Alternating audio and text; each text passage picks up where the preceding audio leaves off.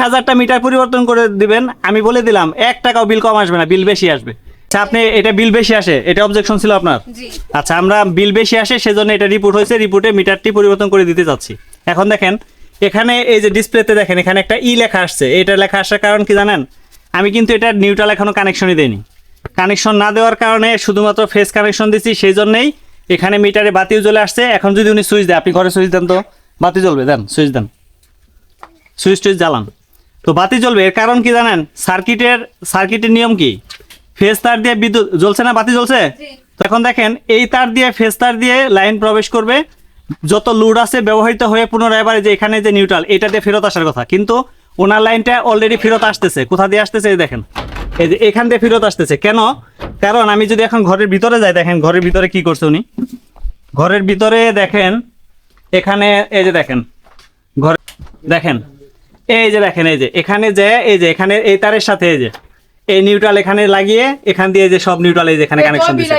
এই যে দেখেন এই যে অনেকে বলবেন যে ভাই বিদ্যুৎ বিল বেশি আসে, শুধু বকা দেন। অনেকে ভিডিওগুলো দেখেন আর দেখেন এই যে এখানে কি কানেকশন দিয়ে রাখছেন। এখানে এই কানেকশনটা এখানে তো হবে না, এই কানেকশনটা যতদিন এখানে থাকবে ততদিন এখান দিয়ে মাটিতে বিদ্যুৎ প্রবেশ করতেছে। এই দেখেন এটা কোথায় কানেকশন, এখান দিয়ে আইসা এটা মাটির মধ্যে গেছে, যে মাটিতে। তো এটা তো মাটিতে যাওয়ার কথা না, মাটিতে যাওয়ার কথা না, কারণ হচ্ছে এটা এখান দিয়ে ফেরত আসবে, তাহলে না বিদ্যুৎ বিল সঠিক আসবে। এই যে দেখেন এখানে ই উঠতেছে বারবার, এই লেখাটা উঠতেছে, মানে হচ্ছে আপনার ঘরের ওয়ারিং ভুল আছে। তো এটা এখন আমাদের ওখান থেকে ডিসকানেকশন করতে হবে। ডিসকানেকশন করে দিলে বাহিরে এনে এই নিউট্রাল এটার সাথে লাগাইতে হবে। এটার সাথে লাগাইতে হবে এরকম কোনো কথা না, আপনি লাগাইলে ভালো।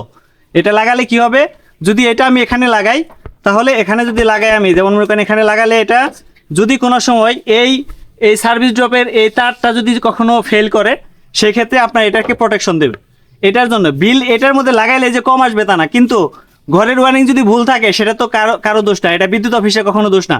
আপনি যদি 1000টা মিটার এখন এই দেখেন এখানেই লেখা আসছে 1000টা মিটার পরিবর্তন করে দিবেন, আমি বলে দিলাম 1 টাকাও বিল কম আসবে না, বিল বেশি আসবে।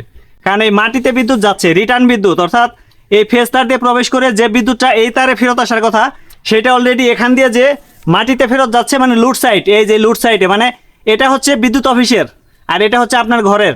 তো এই ঘরের এখানকারটা যদি মাটিতে বিদ্যুৎ চলে যায় তাহলে তো মিটারে কাউন্ট করবে। মানে কি, এখন আপনি বিদ্যুৎ এখান থেকে নিচ্ছেন, এখানে ব্যবহার করবেন, সেটা সঠিকভাবে ব্যবহার করতে হবে। ঘরের ওয়ারিং যদি ঠিক না করেন সারা জীবন বিদ্যুৎ বিল বেশি আসবে।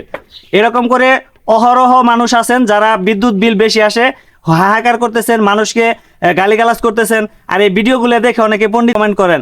আজকে থেকে দেখে রাখেন, শিখে রাখেন, জেনে বুঝে তারপরে কমেন্ট করবেন। বিদ্যুতের সার্কিটের ডিজাইন কি বলে এবং সেই সার্কিট অনুযায়ী কি কাজ করলে কি হয় সেটা দেখে তারপরে কমেন্ট করবেন। এখন এই মেন সুইচের সংযোগটি খুলে আমরা আপনার এই যে নিউট্রালের সাথে লাগিয়ে দেব, তাহলেই মিটারের সংযোগ সঠিক থাকবে এবং বিদ্যুৎ বিলও সঠিক আসবে।